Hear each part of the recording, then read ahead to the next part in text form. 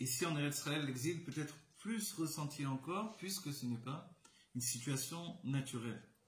Donc le fait qu'il y ait un gouvernement en substitution de la royauté, si je l'accepte comme tel, comme une étape, on va dire, légitime, alors c'est évidemment un pas en arrière par rapport à l'idée de base de la Torah et des mitzvot, pour laquelle n'existe que la royauté de Dieu.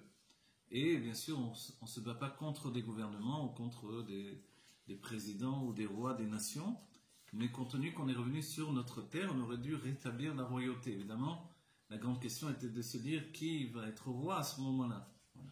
Et c'est là où le fait de choisir le roi Mashiach en Eretz Israël, c'est un choix entier qui est dans l'âme pour chacun d'entre nous, une décision personnelle. Et si on ne peut pas le faire de manière politique immédiatement, alors on le fait dans son engagement personnel dans sa vie et dans sa parole, dans son expression. Donc si aujourd'hui le gouvernement est éclaté et qu'au bout du compte, les forces de l'autre côté, les forces de l'atoma qui se démènent pour essayer de tirer encore un peu de vitalité de la Kedusha jusqu'au dernier moment, de la sainteté jusqu'au dernier moment. Donc, s'ils veulent établir un gouvernement qui n'est pas du tout un gouvernement qui peut accepter la religion, la Torah et les mitzvot en Eretz Israël, alors c'est tout simplement de désigner que cette situation de gouvernement intermédiaire n'a plus lieu d'exister et que ça doit se terminer et que puisque dans le monde on vit déjà les plaies d'Égypte, les 10 plaies maintenant ont commencé depuis pas mal de temps et sont en train de se terminer sans doute, pour que l'on rentre dans la Géoula Amétit Vashlema, alors c'est certain que c'est la passation pour que enfin se rétablisse la vraie situation de la royauté. La royauté du roi Mashiach, c'est tout simplement. Donc les choses se terminent, on est en train de vivre ce qu'on attendait. Voilà. Les choses se terminent, c'est le commencement de la fin. Pour nous, on sait bien qu'on ne doit pas craindre parce qu'on va vivre de manière ininterrompue les réalisations de toutes les prophéties. Nous allons voir la Géoula Amétit Vashlema, la reconstruction du temple dans le nouveau temple, la construction du nouveau temple en lui-même qui est quelque chose d'absolument différent, mais qui contient également tout ce qui a précédé jusqu'à tous les Batek Nessiot de l'exil, c'est-à-dire cette image-là, vous voyez, on peut se demander pourquoi le temple a besoin d'être fait de toutes les synagogues, on va dire pour parler en français, de l'exil. Qu'est-ce que ça veut dire? Pourquoi faire? Parce que pour nous désigner que tout ce que nous avons fait pendant le temps de l'exil a une valeur qui ne se perd pas dans le moment de la Géoula. C'est quelque chose d'important. Tout ce que l'on a établi de Torah et Mitzvot, qui est la présence de Dieu dans notre réalité, tout ça, c'est quelque chose d'unique et de merveilleux. Et ça se rajoute au Beth Amikdash. Si bien que toutes nos actions se rajoutent également à la situation de la Géoula, de ce juif de Géoula que nous allons être immédiatement. Nous allons vivre le Beth Amikdash, nous allons vivre le repas du Léviathan et du Shoraba. Nous allons vivre l'aventure humaine et divine de la Géoula, dans le corps avec sa perfection absolue. Un corps qui ne va plus vieillir, qui ne va plus être malade, qui va être heureux et qui va vivre de manière éternelle, qui va pouvoir dévoiler sa puissance plus élevée que celle de l'âme elle-même. Et ce niveau plus élevé que celle de l'âme, c'est-à-dire que si une âme, on imagine qu'elle peut voler dans le ciel, le corps va voler dans le ciel. Si une âme peut passer, ouvrir les portes des dimensions successives, le corps va pouvoir passer d'une dimension à l'autre, puisque ça a déjà été fait qu'il puisse. Eliyahu est monté jusqu'au Olam Abria, le monde de la création avec son corps.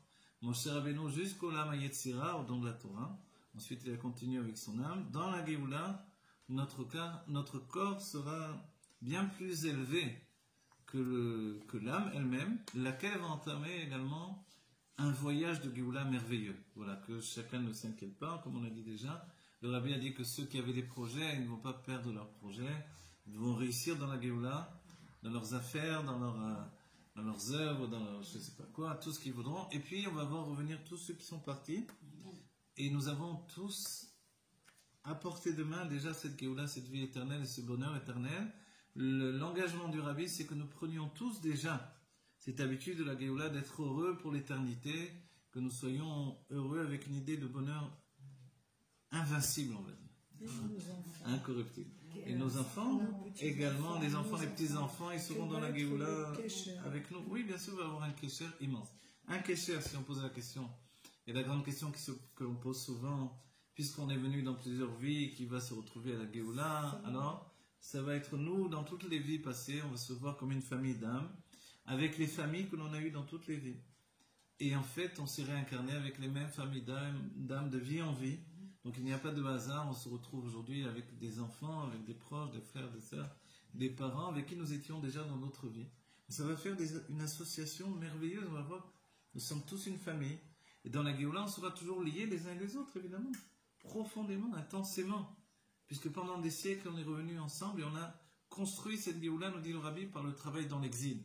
Donc en fait, bien sûr qu'on reste proche et même entier. Si un enfant a fait une erreur. Même les règles, peu importe. Le fait du judaïsme, c'est une âme juive avant tout.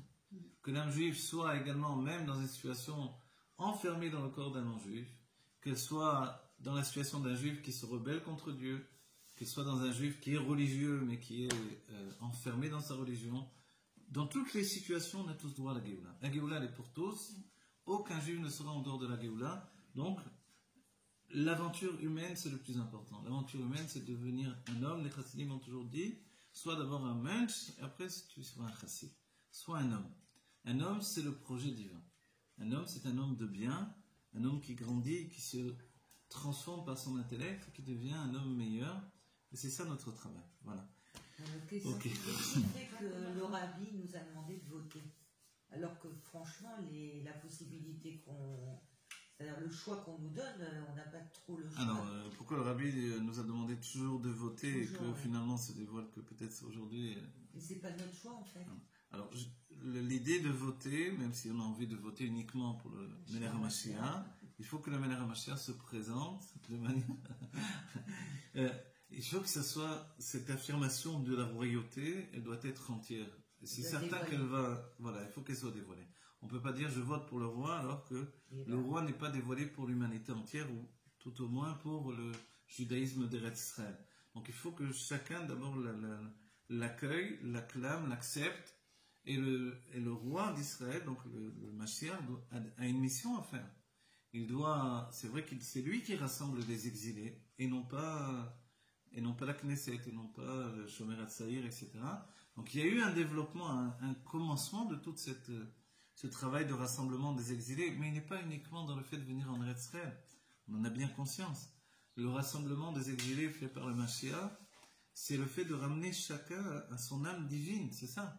C'est ça Eretz Israël, d'après la Pnimut Torah, c'est l'âme divine de chacun. Et le fait de venir en Eretz Israël, c'est un voyage personnel, une décision personnelle que chacun peut prendre. Elle est harmonieuse pour certains, difficile pour d'autres.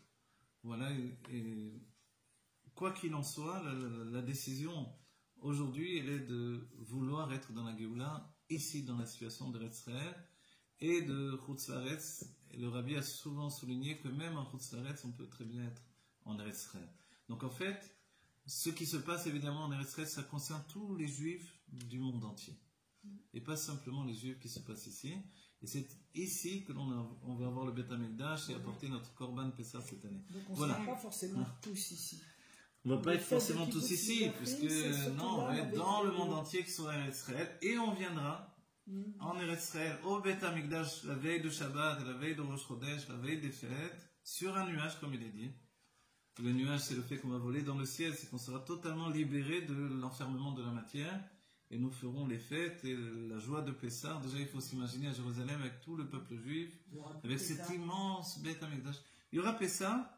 D'abord, il y aura le Korban Pessah que l'on va apporter. Pessah, c'est la fête de la sortie d'Égypte. Au moins, ce premier Pessah, il aura l'éclat de la sortie d'Égypte. Et ensuite, Pessah va s'englober dans la festivité. Alors, on verra en attendant. En tout cas, on ne mangera pas du cochon et du lait réuni. Donc, voilà. On le mangera du cochon peut-être au moins une fois pour faire ce travail, puisque Chazir Lachon Narzor, mais c'est aussi une image que même Esav lui-même va faire tchouva, il revient à son judaïsme, puisqu'il était juif au départ, et puis il est Yehudi Moumar, alors il revient, un juif qui est renégat. Ça va faire beaucoup de monde. Il y a les Bnei Moshe également, ceux qui ont été créés par la parole de Dieu, qui vont venir. Il y a toutes les tribus les 10 tribus qui vont revenir également. Et il y a également tous nos Gilgulim. C'est pour ça qu'on a besoin du monde entier pour caser tout ce monde-là. Et la terre sera une terre, un immense jardin, on verra d'un bout du monde à l'autre, et on sera dans le bien absolu, on sera dans un monde de bien, de bonheur, il n'y aura plus de mal, on aura une projection. Mais non, je vous dis que demain, ça vous fait peur. Ah oui, maintenant ça fait peur. Ce qui fait peur, c'est aujourd'hui, c'est la mort, la maladie, c'est les choses. Mais quand je pense à nos petits-enfants... Mais vos petits-enfants, ils sont dans la guerre. Comment ce passage va se faire dans leur... Il va se faire de manière harmonieuse. N'oubliez pas que... Surtout ceux qui n'ont pas... Le Rabbi a répondu à cette question-là. On vit avec une lettre du cerveau qui est en action, le Aleph. Dès que se rajoute le bête, on a des possibilités de connexion entre l'âme divine et le cerveau d'un niveau qui est infiniment plus merveilleuse, et guillemets, etc., etc. Quand on va utiliser pleinement son cerveau, tous les enfants, les petits-enfants, etc., tout le monde, alors ça va être une autre aventure humaine et divine qui va se passer. C'est complètement autre voilà. chose. Et ça, ce bonheur, il ne faut pas avoir peur de la Géoula, parce que c'est le bien absolu. Comme que Dieu préserve, on ne doit pas avoir peur, une âme qui a quitté ce monde matériel. Dans la Géoula, on va vivre un bonheur absolu. Et ce bonheur absolu, c'est un bonheur de l'âme et un bonheur du corps, dans tous les bienfaits du corps. En fait, tout ce qu'on est en train de vivre actuellement, tout ce que l'humanité est en train de vivre, c'est un avant-goût. C'est un prélude à la Géoula. C'est de voir, comme nous demande le Rabbi, de voir le bien en tout, parce que tout est bien. Et tout est une indication pour nous montrer que, en fait, tout ce voile est en train de partir. Exactement. Et c'est juste merveilleux, quoi. Ça nous donne... Le voile est en train de disparaître, voilà. Et tout ce qui était notre réalité, qui était dur comme fer, et l'idée même que rien ne pouvait changer, est en train de voler en éclats. C'est magnifique. Voilà. Donc, comme au Moyen-Âge, ils attendaient tout à coup que tout va changer, etc., et qu'il y a eu un affolement général dans l'humanité, et même dans le judaïsme, aujourd'hui, confronté à ce moment de Géoula dont on a tant parlé, voilà qu'on voit que le monde entier est pris dans une panique et que finalement le monde entier devient tout petit. C'est un monde qui s'enferme, qui se recroqueville sur lui-même et chacun a peur de la même peur. Les gens ont beaucoup retrouvé voilà. Et se dévoile un engagement humain et un dévoilement. L'humanité est en train de rejaillir au sein même de l'humanité parce que confronté, comme on dit pour nous, à Yom Kippour, c'est à la vie et à la mort. À ce moment-là, tu dévoiles le meilleur de toi-même. Voilà. Tous ces pays qui ne vivaient pas forcément en guerre, qui ne vivaient pas forcément en situation de pression constante, qui étaient dans l'opulence, comme l'Italie par exemple, un lieu de bien-être absolu, de manger bien, vivre bien, s'amuser, etc., faire tout ce que l'on peut faire en Italie, et tout à coup, voilà.